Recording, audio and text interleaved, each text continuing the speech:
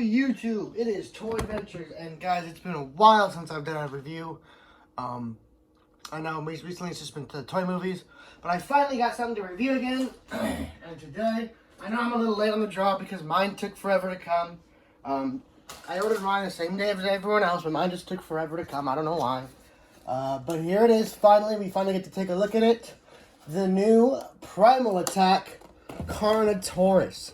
This is the brand new Carnotaurus that's coming out for the new 2020 Primal Attack line.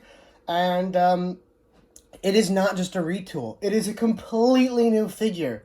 I'm sure some of us thought that it might be a retool, just another, another variant of a Carnotaurus.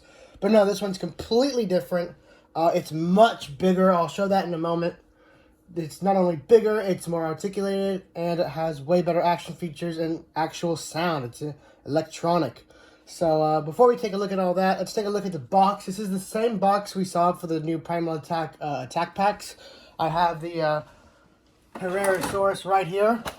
We already took a look at these previously, but it's the same overall design, just enlarging now. We have, the nice sunset, the electric fence in the background, and the grass, going from a nice bright yellow to a deep red down here, and then like jungling detailing all around the packaging. Then you got this nice black stripe going down here with the Jurassic World. Primal Attack, it shows you all the little action features you can do with the Carnotaurus. Carnotaurus right here, Control and Conquer. And then it shows it in different languages. You got Blue and Owen once again. I don't know why they keep doing Blue and Owen. I mean, there's more than 2 Jurassic World characters, let alone Jurassic Park characters. So, yeah, I don't know. I mean, he's not that cool. Take a look at the front over here. It's just Jurassic World. It's in this typical Mattel open packaging. Taking a look at the back. It says, Carnotaurus, Primal Attack, Extreme Thrashing Action, Mega Chomp, and Roaring. So it's kind of like the Thrash and Throw.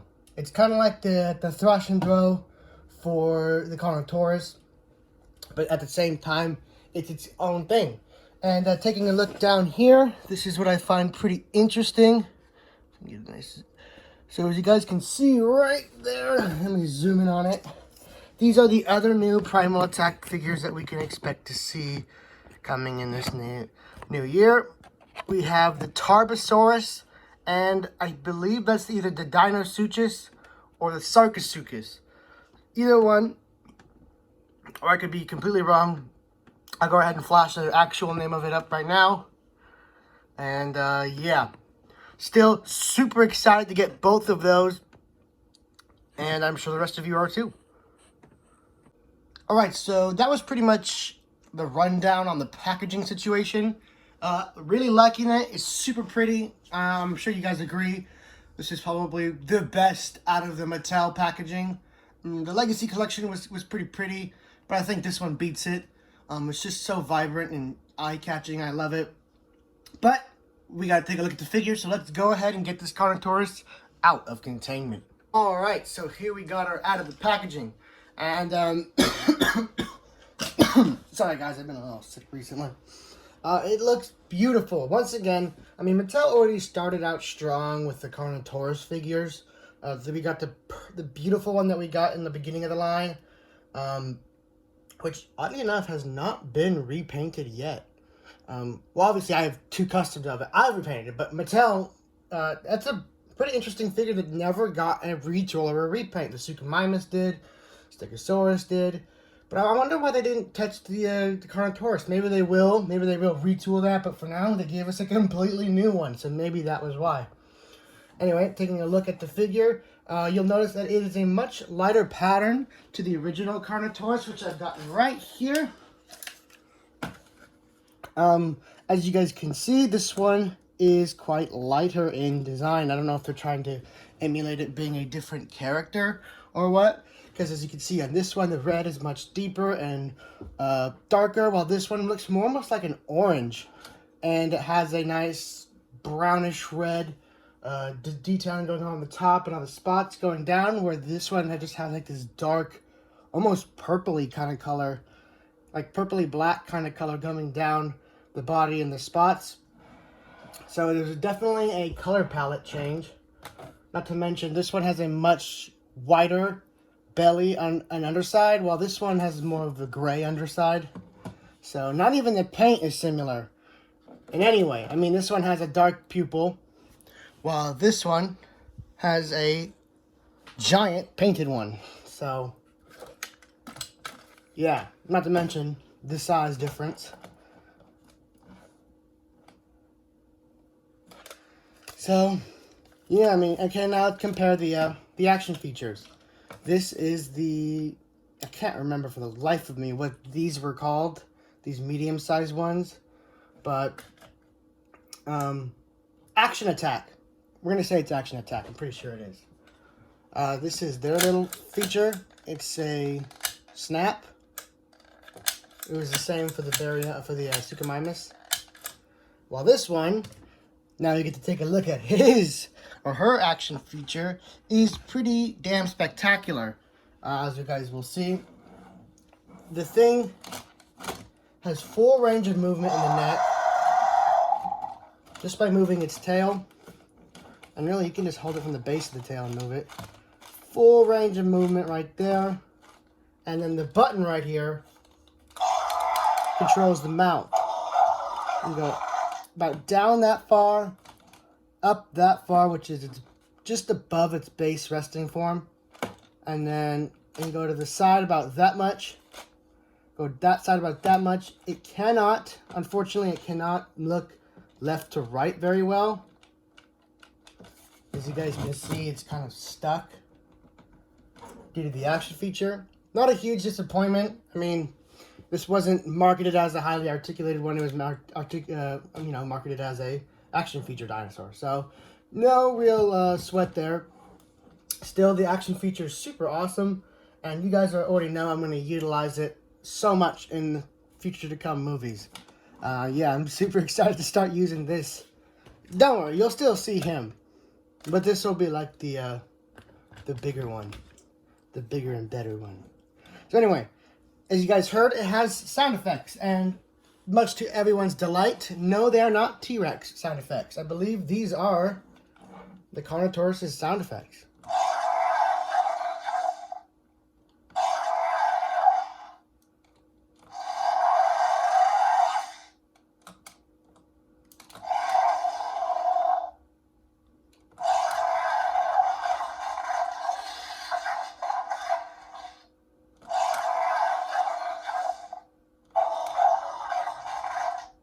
I believe that's all of them.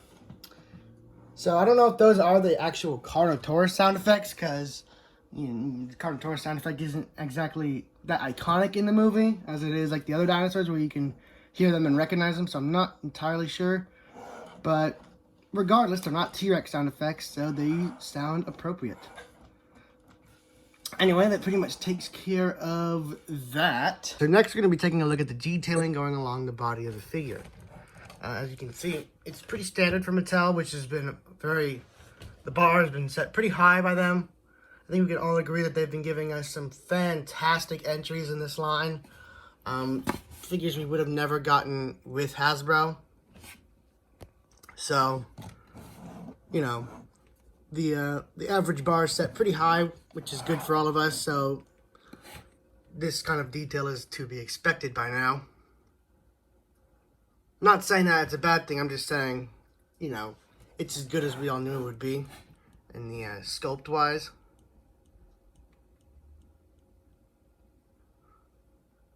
So now let's go ahead and take a look at size comparisons. Alright, so I actually remember seeing a question, I think it was in a Facebook group, about the Carnotaurus, and I think some of you might have a question as well, because I didn't really go into articulation that well. So we're going to go ahead and do that now. For the arms, they go around about that much in and out. Pretty basic for these tiny little nub arms, though I'm happy that they got any articulation at all. And the feet do move together. That is what the Destroyer and Devour, I believe, Indominus Rex, that was his, one of the issues with him is that the feet move together. I'm not entirely sure why. I'm sure there's a reason for it, but it's just unknown to me. And the tail can obviously rotate, but that also controls the rotation of the head. Interestingly enough, the top of the skull does not articulate, whereas on the original Carnotaurus, it did. Cannot move here. And then feet don't really have the in and out motion that most of the Mattel line does. And then the legs can rotate, but they are very stiff, so be careful with them.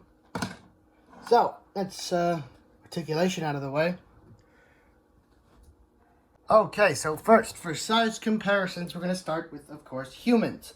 So first we're going to take a look at what most of you people have is the Mattel line. Here we have my own little custom survivalist Alan Grant with a Joy Toy figure vest on. Yes, for those of you that don't know, the Joy Toy vests do fit on some of the Mattel characters, specifically the ones that don't already have jackets or vests on. So there's that. And then here's some figures that some of you more hardcore action figure collectors have, is some Marauder Task Force. This is for more of the adult crowd, or at least the older crowd. So that's how big they are, with 3 3/4 inch figures and 4 inch figures.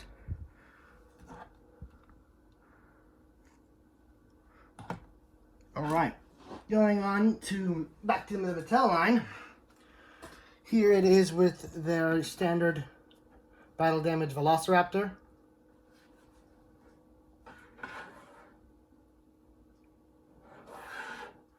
Okay.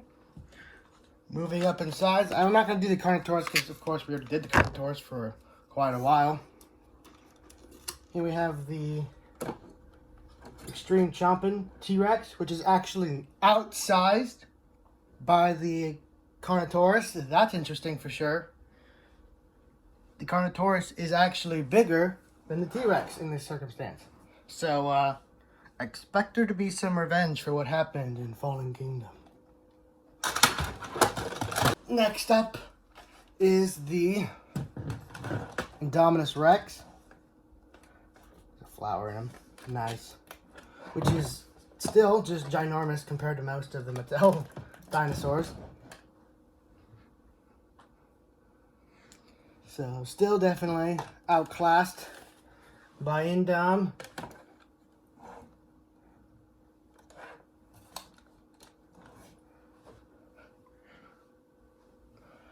Okay, and then finally we're going to take a look at the, sorry, this one's over here.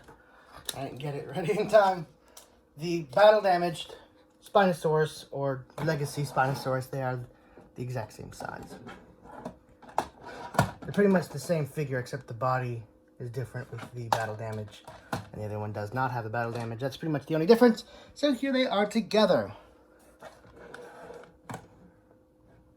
Pretty cool. Anyway, guys, that is pretty much going to do it for the review. I'm going to go ahead and give this a solid 4.5 out of 10. A little more articulation and paint detailing could have worked, but this is just another, awesome entry into the toy line by Mattel. They're mass-produced, so they're not going to be as detailed as some of the more private company stuff like Edel or Creative Beast, but they definitely do get a great figure across for a very fair price point. So I guess, we can't really complain, because they're continuing to make more species hitting it out of the park.